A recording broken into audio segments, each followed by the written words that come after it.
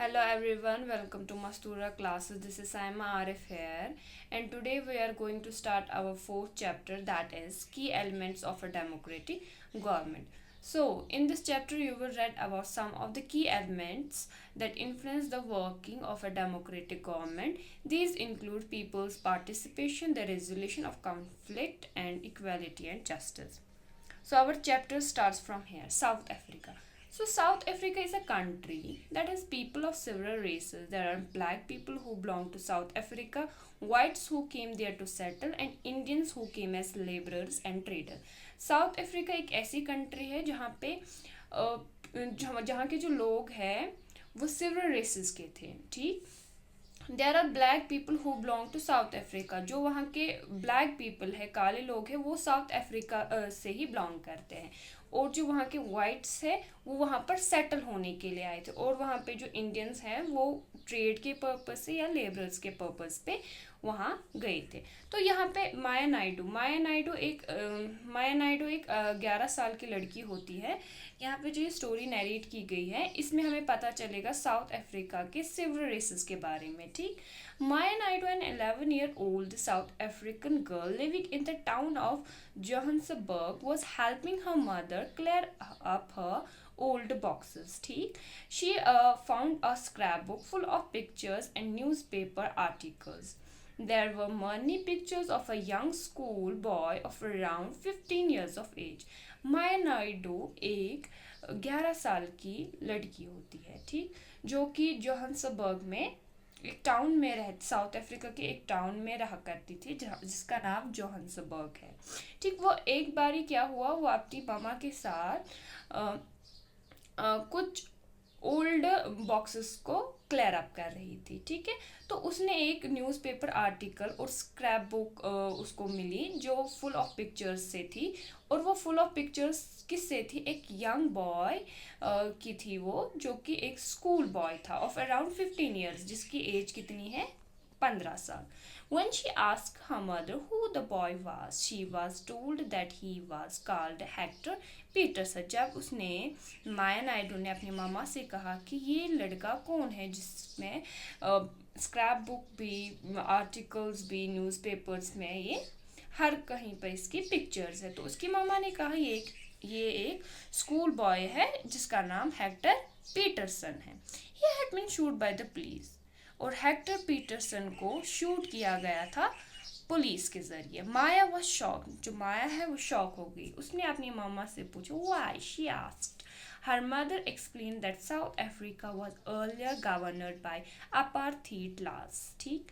Apartheid means separation on the basis of race. Apartheid का मतलब, apartheid law का मतलब है, apartheid means separation on the basis of race, separation अलहदगी होना on the basis of race. Apartheid law का मतलब है South African people were divided into white, black, Indian and coloured races. तो साउथ अफ्रीका के जो लोग हैं उनको कैसे डिवाइड किया जाता था, वाइट पीपल, ब्लैक पीपल या इंडियन या और भी जो कलर्ड रेसेस है उनके आधार पे इनको क्या किया जाता था, डिवाइड किया जाता था। According to the law these races were not allowed to mingle with each other, to live near each other और even to use common facilities. इन लॉज के अकॉर्डिंग जो ये अपार्थीड लॉ था, इस लॉ के अकॉर्डिंग वहाँ पे किसी एक दूसरे को मिंगल नहीं होने देते। मिंगल मीन्स कि एक दूसरे के साथ नहीं रहने देते थे, जिसका मतलब था कि जो कि कॉमन फैसिलिटीज़ हो किसी भी उसकी, तो वो उनको यूज़ करने नहीं देते थे। Maya could not believe her ears. Maya's mother sounded angry when she spoke about life under apartheid. She told Maya that in those days hostels were separate and so were ambulances. An ambulance meant for white people would always be well occupied, while one meant for black people was not. There were separate trains and buses. Even the bus stops were different for black and white people. तो माया की जो मामा है वो बोलती थी उन days क्या हुआ करते थे, जो हॉस्पिटल है वो भी सेपरेट हुआ करते थे, एम्बुलेंस है वो भी सेपरेट हुआ करती थी। जो वाइट पीपल की एम्बुलेंस है वो बहुत वेल ऑक्यूपाइड होती थी, और जो ब्लैक पीपल की जो एम्बुलेंस थी वो ऐसे ही होती थी, तो वो वेल ऑक्यूपाइड नहीं होती थी। Non whites were not allowed to vote. जो नॉन वाइट्स है, non whites means black people here, okay. So no, non whiters were not allowed to vote, तो उनको वोट डालने का भी कोई अधिकार नहीं दिया जाता था। The best land in the country was reserve for the white people. जो बेस्टेस्ट लैंड है उस कंट्री की, साउथ अफ्रीका की, तो वहाँ पे वो रिजर्व की जाती थी वाइट पीपल के लिए, और नॉन वाइटर्स के लिए कौन सी होती थी, जो कि वर्स्ट अवेलेबल लैंड हो, ठीक। Thus black head coloured people were not consider to be equal to white. मतलब मकसद इसका यही था कि जो ब्लैक लोग हैं, ब्लैक कलर के, ब्लैक स्किन के जो लोग हैं, उनको वाइट्स के बराबर इक्वल डिस्ट्रीब्यूशन ऑफ एवरीथिंग नहीं दिया जाता था। One black township was the south-western township, Soweto. Hector Peterson lived here, and he had his classmates joined the protest against learning the Afrikaans language in school. जो ये one black township was the western township, Soweto में थी ये, तो Hector Peterson वहीं पे रहते थे। तो इसने एक प्रोटेस्ट ज्वाइन की against learning the African language अपने स्कूल में। This was the language that white spoke. Hector and other school students were being forced to learn this language, but they wanted to learn their own language, that is Zulu. जो Hector है, Hector ने क्या किया था, Hector ने join किया था protest, ठीक है। तो जिसके वजह से क्या होता है, जो हेक्टर और अदर स्कूल स्टूडेंट्स थे, उनको क्या फोर्स किया जाता था कि आप ये लैंग्वेज सीखो, लेकिन वो क्या चाहते थे, इंस्टेड ऑफ दैट कि हम अपनी ओन लैंग्वेज को सीखें, that is Zulu. The South African police beat up the protesters mercilessly and shoot at the crowd. One of their bullets killed Hector. This was on 16 June 1976. जो south African के police थे, उन्होंने beat up किया, उन्होंने मारा किसको, जो protesters थे जिन्होंने एहतजाज किया था, ठीक है। बड़ी ही बेरहमी से मारा गया उनको, और क्राउड पे, और जो हजूम था वहाँ पे शूट भी किया, ठीक है। और जिनमें से एक गोली हेक्टर पीटरसन को जाके लगी। और उस वक़्त कौन सा दिन था, दिस वाज ऑन 16 जून 1976 को हेक्टर पीटरसन को मारा गया था, बड़ी ही। The African National Congress, a group of people who led the struggle against apartheid, and their most well-known leader Nelson Mandela fought the apartheid system. African National Congress एक ऐसा group of people जिन्होंने किसके who led the struggle against apartheid के struggle के against, और उस group का जो लीडर थे वो थे Nelson Mandela. For the apartheid system for several years, उन्होंने कुछ सालों तक ये लड़ा। Finally they succeeded, and in 1994 में ये फाइनली सक्सीड हो गए थे, मीन्स कि इन लोगों की जीत हुई थी। South Africa become a democratic country, फिर साउथ अफ्रीका एक डेमोक्रेटिक कंट्री बनी, in which people of all races were considered equal, ठीक। और हर किसी रेसेस के, हर किसी उसके रेसेस के जो लोग थे उनको कंसिडर किया गया इक्वल, ओके। सो हाँ, participation, why do we have regular election, हमें रेगुलर इलेक्शंस क्यों होते हैं। You have already read in the previous chapter that people make the decisions in democracy, जैसे कि आपने प्रीवियस चैप्टर में पढ़ा है कि जो लोग होते हैं वो डेमोक्रेसी में डिसीशंस लेते हैं, ठीक है, वो खुद डिसीशंस लेते हैं, ठीक। Through voting in elections people elect leaders to represent them. Voting से इलेक्शंस में वोटिंग से थ्रू वोटिंग इन इलेक्शन से क्या होता है, जो हम लोग हैं वो हम लीडर्स को चुनते हैं, ये ना सॉरी इलेक्ट करते हैं और उन्हीं को रिप्रेजेंट करते हैं. These representatives take decisions on behalf of the people. ठीक है. और जो ये रिप्रेजेंटेटिव है ये हमारे बरक्स क्या करते हैं, ये क्या करते हैं, डिसीशंस लेते हैं. ठीक है. In doing so it is assumed that they will keep in mind the voices and interests of the people. ठीक है. All governments are elected for fixed periods. जो हर कोई गवर्नमेंट है वो इलेक्ट की जाती है fixed period. In India this period is 5 years. अब अगर हम अपनी इंडिया की बात करें तो यहाँ पर 5 year की टर्म होती है. Once elected governments can stay in power only for that period, means कि 5 years तक. ठीक. 5 years की टर्म होती है. If they want to continue, अगर वो कंटिन्यू करना चाहे to be in power, then they have to be re elected by the people. ठीक है.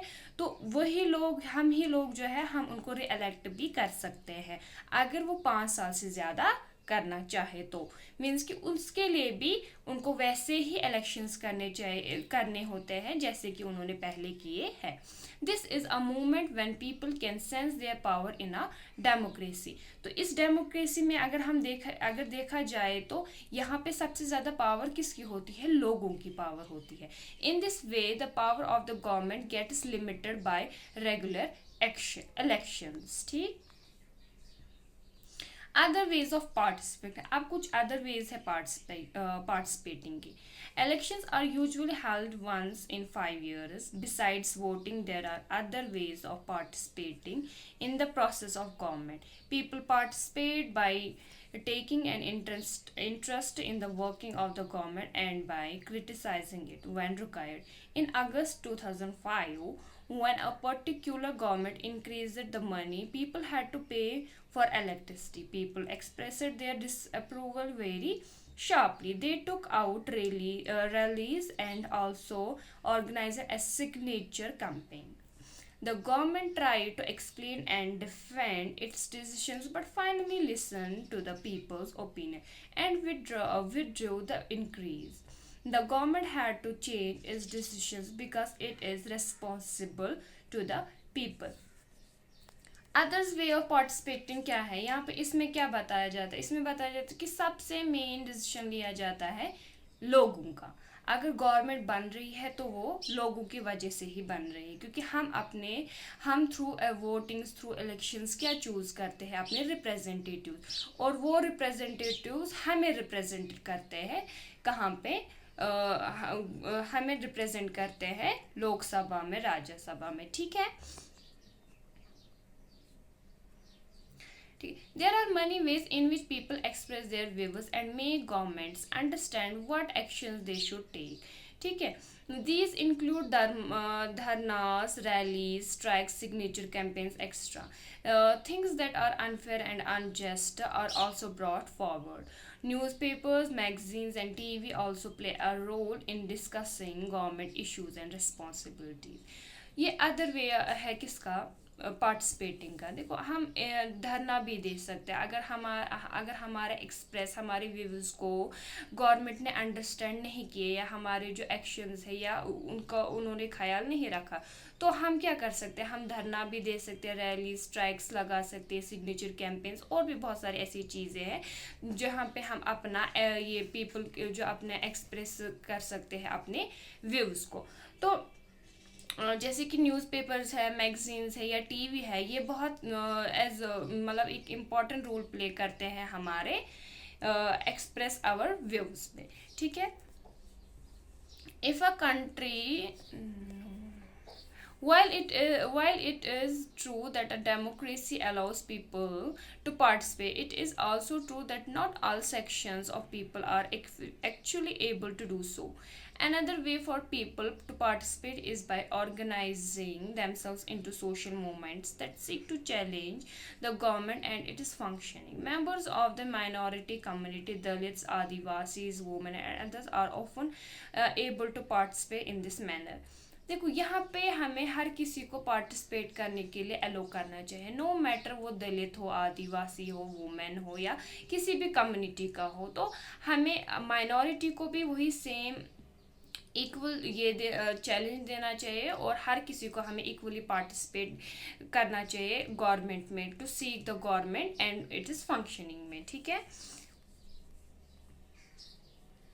If a country's people are alert and interested in how the country is run, the democratic character of people of the government of that country will be stronger. So the next time we see a rally winding through the streets of our pass, we should pause to find out what the rally is about, who is participating in it, and what they are protesting about. This will help to give us a sense of how our government works. Need to resolve conflict. अब मतलब कि जो conflict हुए हैं उसको हम कैसे resolve करेंगे। इन माया स्टोरीज, अगर हम माया की स्टोरी देखें, you read about how conflicts can often lead to violence. हम अगर देखें कि कॉन्फ्लिक्ट्स कैसे ऑफन लेड हो जाते हैं, किससे, वायलेंस है, and death becomes because one group decided that it is all right to use force to prevent the other group from protesting. Conflicts occur when people of different cultures, religions, regions or economic backgrounds do not get along with each other. ठीक है। Conflicts तब होते हैं जब जो लोग हैं जो डिफरेंट कल्चर से होते हैं, डिफरेंट बैकग्राउंड से होते हैं, या इकोनॉमिक बैकग्राउंड ले लो आप, या कोई भी ऐसा बैकग्राउंड ले लीजिए। ठीक है। और even when some among them feel they are being discriminated against, और कोई कुछ लोग ऐसे होते हैं जो जिनको लगता है कि हम डिस्क्रिमिनेट हो रहे हैं। People may use violent means to settle their differences. ठीक है। This leads to fear and tensions among others living in an area. The government is responsible for helping to resolve conflicts. और यहाँ पे सबसे ज़्यादा कौन रेस्पॉन्सिबल होती है for helping to resolve conflicts की, वो हमारी गवर्नमेंट होती है।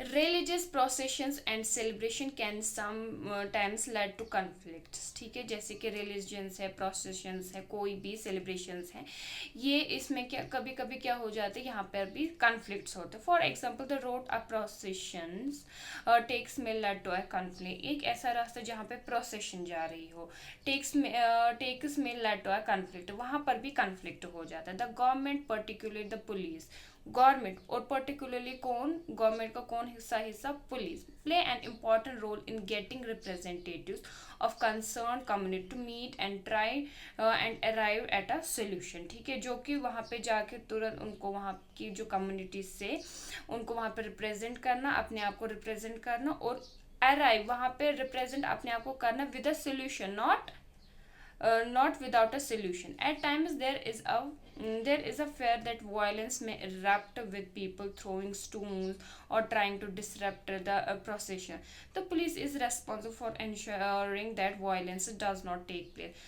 इन सब चीज़ों की, इन सारे वायलेंसेस के लिए कौन रेस्पॉन्सिबल होता है, पुलिस। पुलिस को अपना ये ड्यूटी पता होनी चाहिए कि जैसे कि अगर कहीं पर भी किसी रोड पे प्रोसेशन जा रही हो, किसी भी चीज़ की सेलिब्रेशन हो वगैरह, तो पुलिस को वहाँ पे क्या करना चाहिए, वहाँ के एनवायरनमेंट को कंट्रोल करना चाहिए कि कोई किसी पे स्टोन ना फेंके, या कोई प्रोसेशन को डिसरप्ट ना करे। ठीक है।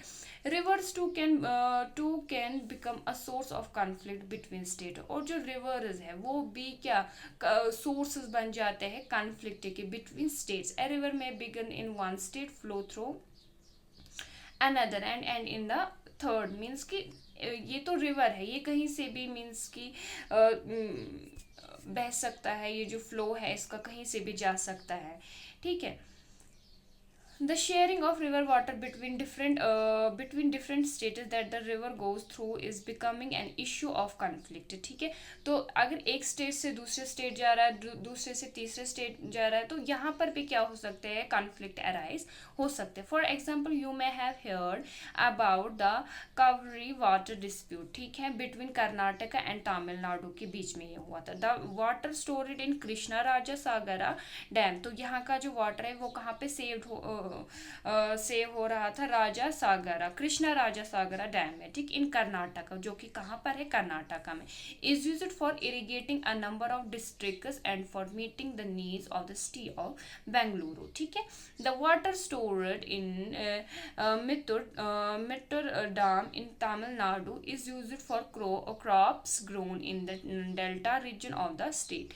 और जो दूसरा फ्लो ऑफ ये था वो कहाँ पर स्टोर हो रहा था, मेट्रो डैम में, जो कि तमिलनाडु में है, और इसका पानी ग्रोइंग फॉर क्रॉप्स के लिए यूज किया जाता था, जो कि डेल्टा रीजन के स्टेट में है। A conflict arises because both dams are on the same river, ठीक है। The downstream dam in Tamil Nadu can only be filled up if water is released from the upstream one located in Karnataka। Conflict arise हुआ क्यों, क्योंकि जो दोनों dams है ये और ऑन द सेम रिवर, दोनों जो डैम्स है ये सेम रिवर से ही फिल होते थे। जो डाउनस्ट्रीम डैम था तमिलनाडु का, वो तब फिल होता था जब ऊपर अपस्ट्रीम वाला वन लोकेटेड, जो कि वहां से रिलीज किया जाता था फ्रॉम द अपस्ट्रीम, जो कि लोकेटेड था कहाँ से, कर्नाटका। जब कर्नाटका रिलीज करते थे पानी, तो वहां से जो स्टोर होता था किस में होता था, वो तमिलनाडु के डैम में। Therefore both states can't get as much water. तो वहाँ के जो स्टेट है वहाँ पे वो ज़्यादा पानी नहीं ले पाते थे as they need for people in their state. वहाँ के लोगों की ज़रूरियात पूरी नहीं हो रही थी। This leads to conflict. The central government has to step in and see that a fair distribution is worked out for both state.